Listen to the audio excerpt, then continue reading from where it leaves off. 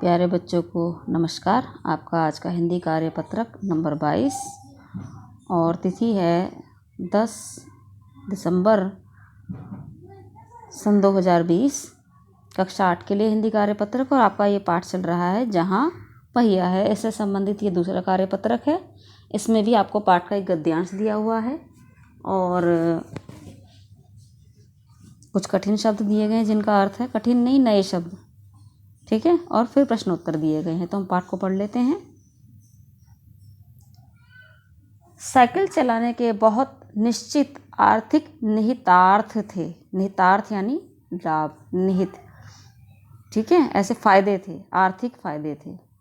इससे आय में वृद्धि हुई है, ठीक है।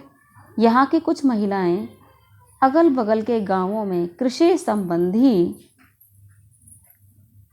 अथवा अन्य उत्पाद बेच आती हैं। साइकिल की वजह से बसों के इंतजार में व्यय होने वाला उनका समय बच जाता है। खराब परिवहन व्यवस्था वाले स्थानों के लिए तो यह बहुत महत्वपूर्ण है। दूसरे, इससे इतना समय मिल जाता है कि ये अपने सामान को बेचने पर ज़्यादा ध्यान केंद्रित कर पाती हैं। तीसरे, इससे ये और अधिक इलाकों में आप जा पाती हैं। अंतिम बात यह है कि आप चाहे तो इससे आराम करने का काफ़ी समय मिल सकता है।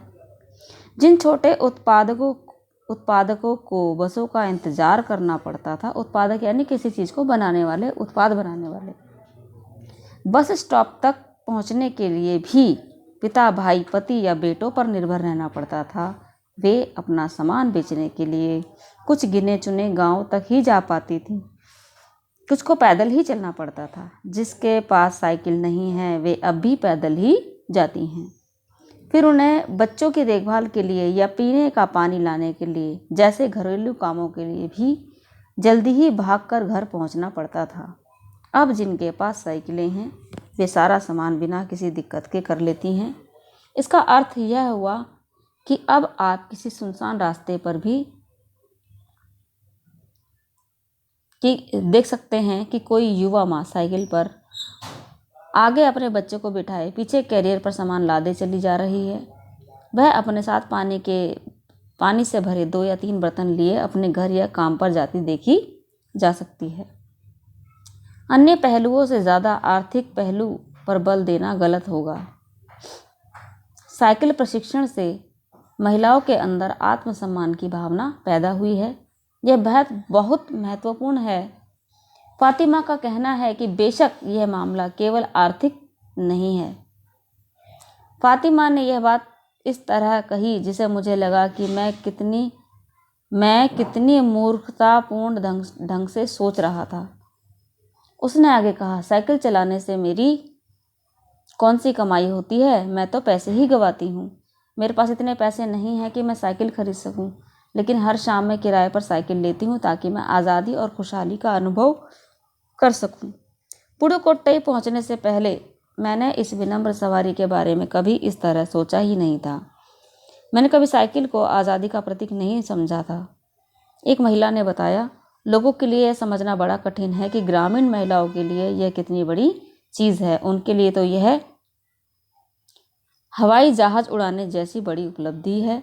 लोग इस पर हंस सकते हैं, लेकिन केवल यहाँ की औरतें ही समझ सकती हैं कि उनके लिए यह कितना महत्वपूर्ण है।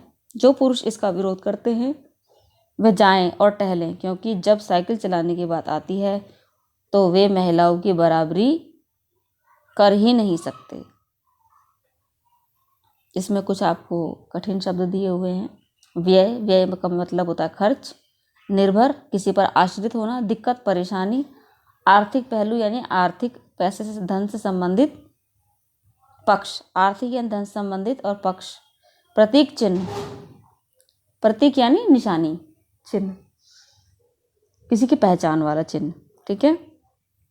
देखो बच्चों, इसमें आपको बताया गया है एक पुडुकोट्टई स्थान है जहाँ पर महिलाओं को साइकिल चलाने की होड़ लगी है और वहाँ एक आंदोलन सा चल पड़ा है कि गांव की सभी उस क्षेत्र की सभी महिलाएं साइकिल सीख रही हैं। जो सीख चुकी हैं अपने नए सीखने वालों को सिखा रही हैं। क्यों?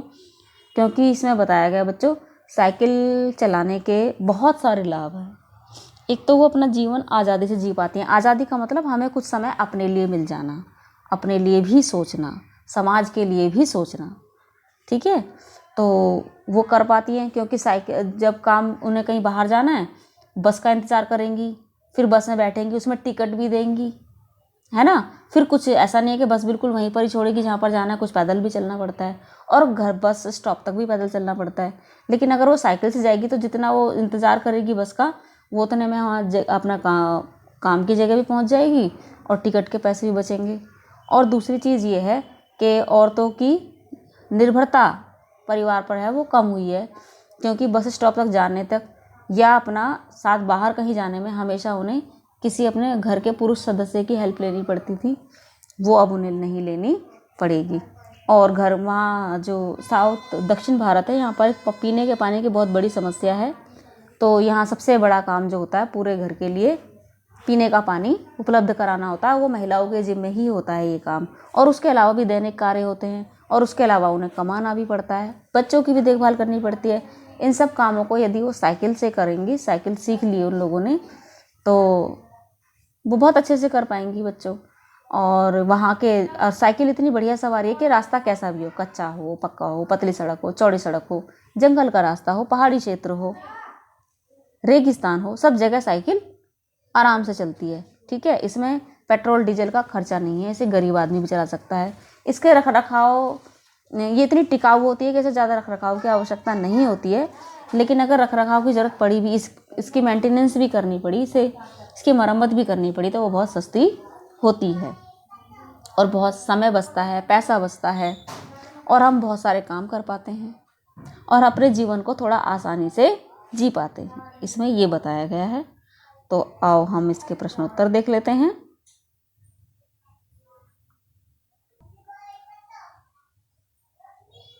बच्चों, इसका पहला प्रश्न है, साइकिल चलाने से महिलाओं को कौन से लाभ हुए। लाभ इसमें बहुत सारे दिए हैं, आपने पॉइंट्स में लिखना है। मैंने यहाँ पर टिक कर दिया है ना, नंबर 1 से। तो ये उत्तर यहाँ से, ये देखो साइकिल से लेकर के यहाँ तक है, और एक पॉइंट मैंने यहाँ से ले लिया, बस से लेकर के पढ़ता था। तो साइकिल चलाने के बहुत निश्चित आर्थिक निहितार्थ थे। इससे आय में वृद्धि हुई है। यहाँ की कुछ महिलाएं अगल बगल के गांवों में कृषि संबंधी अथवा अन्य उत्पाद बेच आती हैं। साइकिल की वजह से बसों के इंतजार में व्यय होने वाला समय बच जाता है। खराब परिवहन व्यवस्था वाले स्थानों के लिए, जहाँ पर परिवहन व्यवस्था अच्छी नहीं है, ऐसी जगहों के लिए तो साइकिल बहुत अच्छी है। परिवहन व्यवस्था कहाँ की अच्छी नहीं होगी बच्चों? जहाँ पर सड़कें विकसित नहीं हैं, है ना, यानी खराब सड़कों पर भी चलेगी, ठीक है। दूसरे, इससे यह इतना समय मिल जाता है कि वह अपना सामान बेचने पर ज़्यादा ध्यान केंद्रित कर पाती हैं। तीसरे, इससे ये और अधिक इलाकों में जा पाती हैं। और अंतिम बात यह है कि अगर आप चाहें तो इससे आराम करने का काफ़ी समय मिल सकता है। आगे एक पॉइंट और है, बस स्टॉप तक पहुंचने के लिए भी पिता भाई पति या बेटों पर निर्भर रहना पड़ता था, वो अब निर्भर नहीं रहती हैं।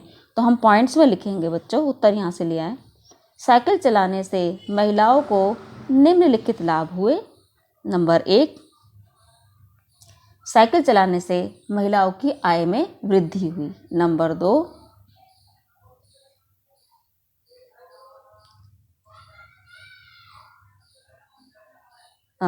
2, महिलाएं अपने आसपास के क्षेत्र में कृषि से संबंधित या अन्य उत्पाद बेच आती हैं, जिससे साइकिल पर ले जाने पर उन्हें बहुत अधिक आसानी हुई।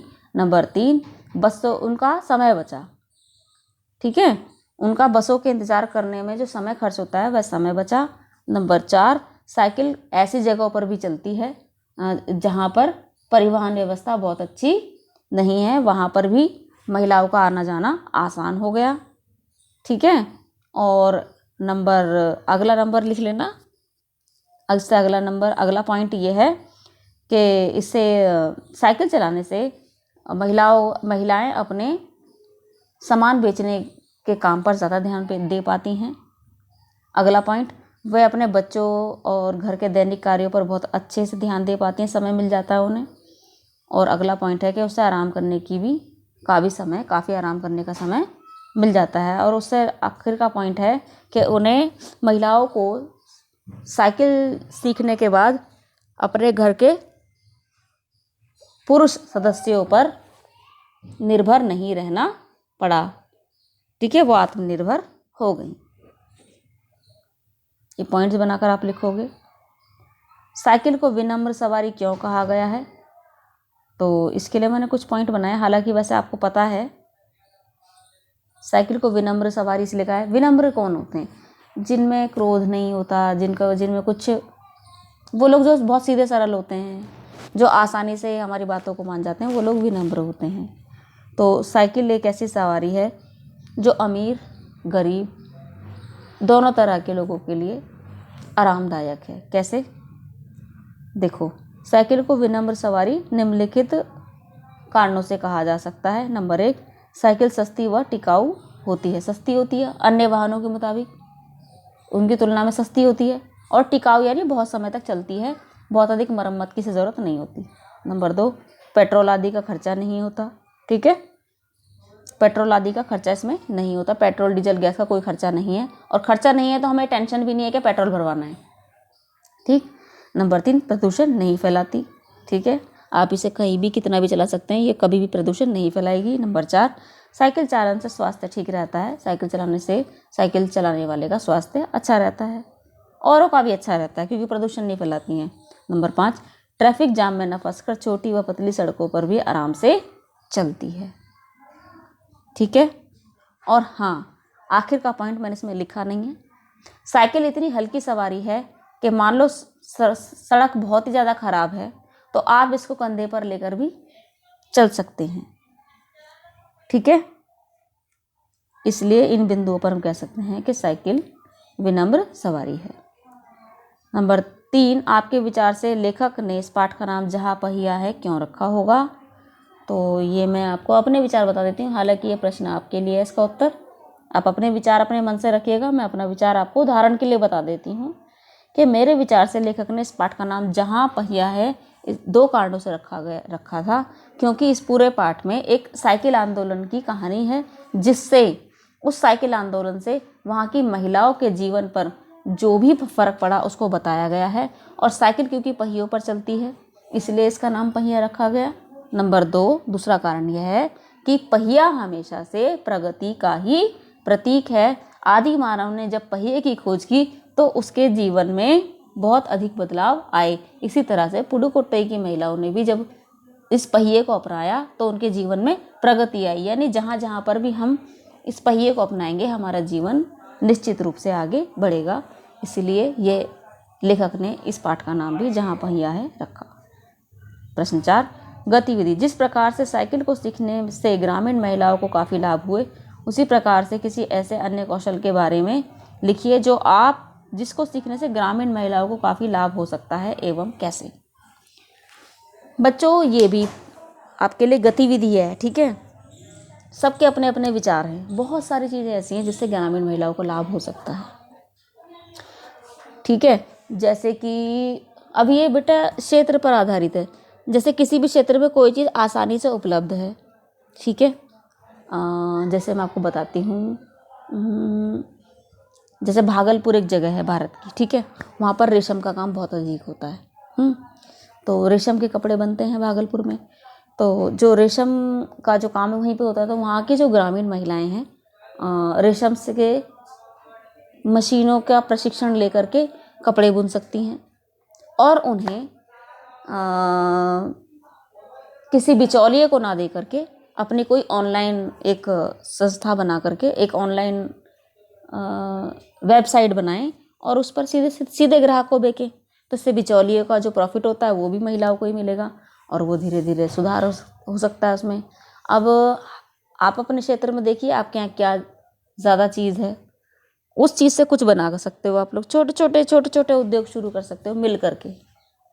ठीक है, कोई ऐसा, और फिर साथ में कोई एक ऐसा बैंक बना सकते हो जहाँ से आपको, जैसे कोऑपरेटिव सोसाइटी आप देख रहे हो, कोऑपरेटिव सोसाइटी भी बन रही हैं, दिल्ली में बन रही हैं, आप गांव में भी बना सकते हो, जिससे लोग लोन छोटे लोन लेकर अपने काम पूरा कर सकते हैं और उन लोनों को वापस कर सकते हैं, है ना। बहुत सारे काम हैं, बहुत सारे। बागवानी कर सकते हैं कुछ लोग, बागवानी करके अच्छे पौधों की नस्लें बनाएं और उनको मार्केट में बेचें, खूब बिक रहा है।